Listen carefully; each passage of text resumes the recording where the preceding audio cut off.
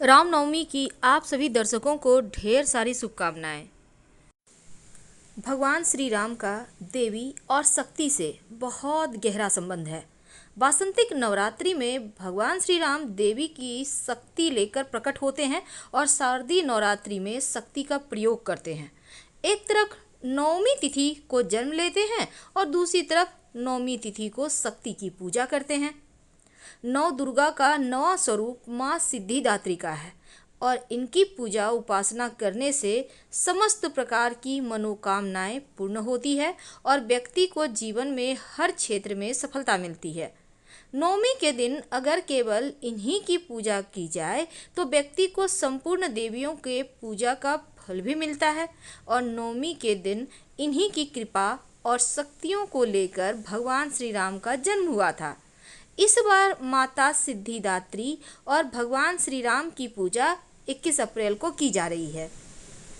भगवान राम का क्या है शक्ति कनेक्शन, आज हम आपके साथ यही बात करने वाले हैं।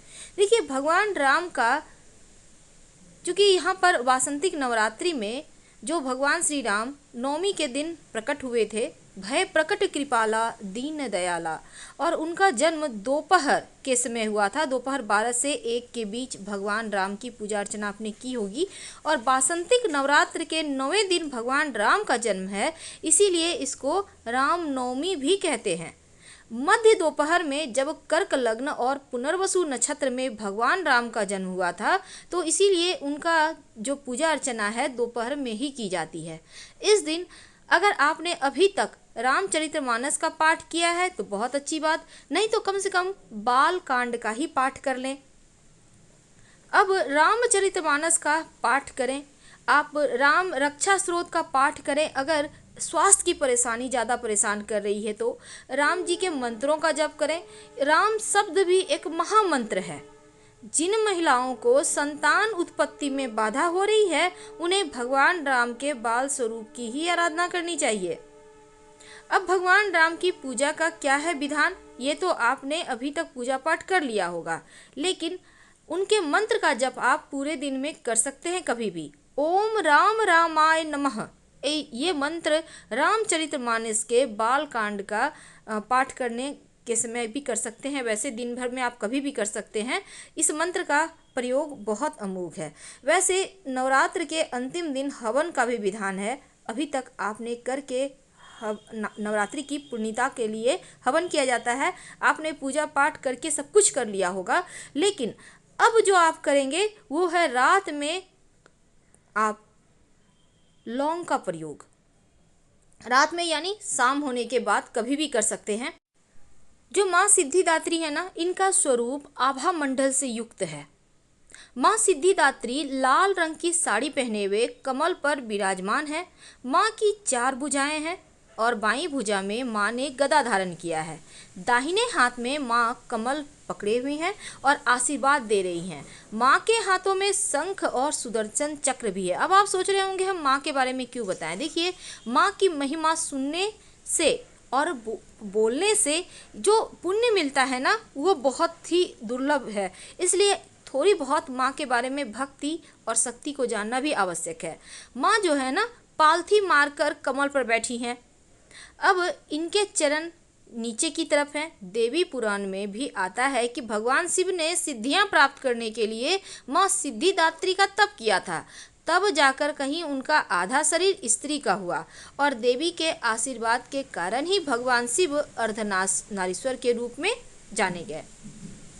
तो माँ सिद्धिदात्री की आराधना करने से जब शिव जी को इतनी शक्तियाँ प्राप्त हो सकती हैं, तो भला हम आप क्यों नहीं। अभी तक आपने अगर एक भी दिन पूजा नहीं किया है तो सिर्फ आज ही कर लें, और रात में एक छोटा सा प्रयोग तो आपको करना ही करना है। तो नवरात्र में 8 दिनों तक भक्ति भाव से उपासना के बाद 9वें और अंतिम दिन माँ सिद्धिदात्री की उपासना से सिद्धियां प्राप्त होती है और देवी सिद्धिदात्री की उपासना से केतु ग्रह के अशुभ प्रभाव भी समाप्त हो जाते हैं और अच्छे फल मिलने लगते हैं। अगर कुंडली में केतु नीच का हो, केतु की चंद्रमा के साथ युति हो या केतु मिथुन या कन्या राशि में छठे भाव में हो तो स्थित होकर नीच का एवं पीड़ित हो जाए तो देवी सिद्धिदात्री की पूजा जरूर करनी चाहिए, ताकि आपका केतु आपको परेशान ना करे और आपके जीवन में सभी मनोरथ आसानी से पूरे हो जाए। तो आज हमने जैसा कि आपसे वादा किया है लौंग, देखिए लौंग इसलिए क्योंकि केतु के परेशानी से मुक्ति पाना है।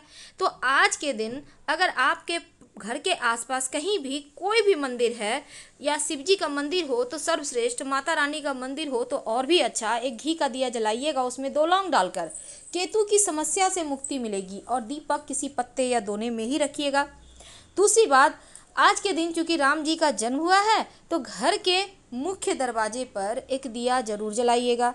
और ये दीपक चौमुखा हो तो अति उत्तम, नहीं तो एक मुखा भी जला सकते हैं। दीपक के नीचे आप थोड़े से फूलों की पंखुड़ी रख दें या फिर आप फूलों से स्वस्तिक बना दें, या आप अबीर गुलाल से ही स्वस्तिक बना दें, या थोड़ा सा वहाँ पर पुष्प बनाकर उनसे और फिर दीपक रखें।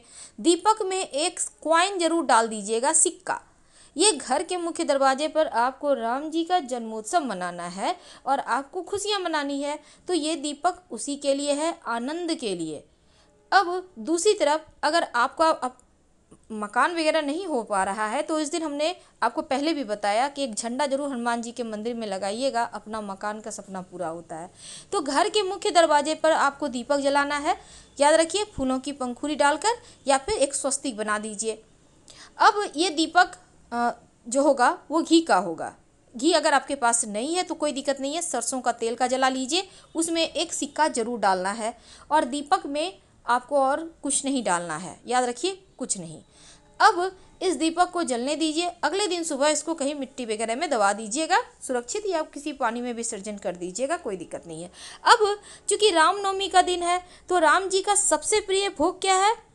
केसर वाली खीर और कलाकंद, यानी दूध का छेना का मिठाई बनता है वो वाला। तो उनको पसंदीदा भोग आप लगा चुके हैं तो अच्छी बात, अगर आपने नहीं लगाया, भूल गए, कोई बात नहीं, कम से कम घर में खीर ही बनवा लें या आप मिठाई ही लाकर सबको प्रेम से खाइए। इससे क्या होगा, एक तो आज खाने का विधान है और रात में सोने के पहले एक छोटा सा प्रयोग करना है। क्या करेंगे? माता रानी के सामने या माँ लक्ष्मी है आपके घर में, जिनकी भी तस्वीर है, 2 लौंग अर्पित करें। अगर माता रानी को आपने सुबह अर्पित किया है तो उसी लौंग को उठाकर लाल कपड़े में बांधकर उसको छुपाकर घर में रख लें। शत्रु परेशान नहीं करेंगे, धन की कमी नहीं होगी। आप चाहें तो माँ लक्ष्मी को भी लौंग अर्पित करके छुपाकर रख सकते हैं, क्योंकि ये भी धन की मुश्किलों को दूर करेगा और जीवन में सकारात्मक चीज़ें होंगी। हर कठिन से कठिन परेशानियों से आसानी से बाहर आ जाएंगे। हम आपसे विदा लेंगे।